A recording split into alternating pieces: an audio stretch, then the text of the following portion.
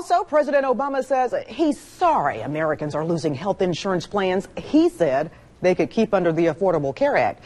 But does his apology make a difference? Shannon Travis is live in Washington this morning to break it all down for us. Shannon, good morning. Let's just start with exactly what the president said.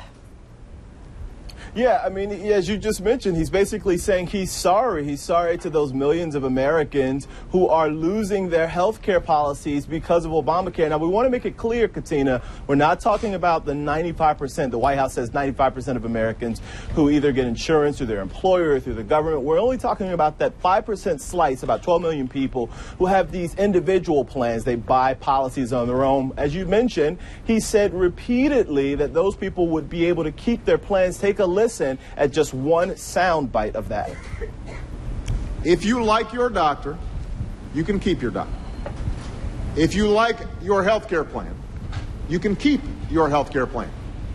A common refrain, Katina, but that was then, this is now. In an interview that aired on NBC last night, take a listen at what President Obama is saying now. Quote, "I am sorry that they are finding themselves in this situation based on assurances they got from me. We've got to work hard to make sure that they know that we hear them and that we're going to do everything that we can to deal with folks who find themselves in a tough position. As a consequence of this," the president went on to say, quote, "most of the folks who got these cancellation letters, they'll be able to get better care at the same cost or cheaper in these new marketplaces." But obviously, Katina, with the botched rollout of the website, a lot of people don't know that what they'll be able to get because the website has been so troubled.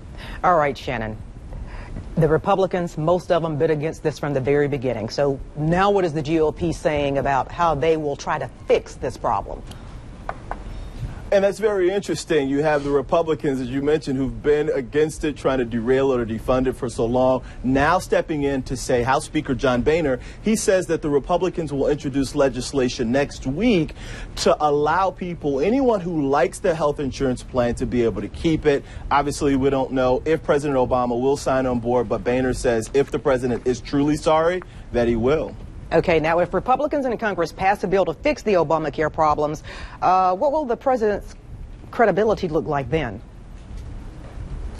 Well, two things. On the one hand, the president's credibility has taken some hits for this, right? I mean, he didn't have caveats when he went around the country repeatedly saying, if you like your health insurance, you'll be able to keep it. There were no ifs, ands, or buts, at least that he expressed publicly. So his credibility has taken some hits, but as you just mentioned, Republicans might not seem so genuine also in terms of, we're going to fix this, we're going to go in, because they have been trying to derail and defund the law for so long. All right, Shannon, thanks so much. And it will also be interesting to watch to see if those Democrats are still going to have his back. Shannon Travis live for us there in Washington. Right. Thank you so much, Shannon.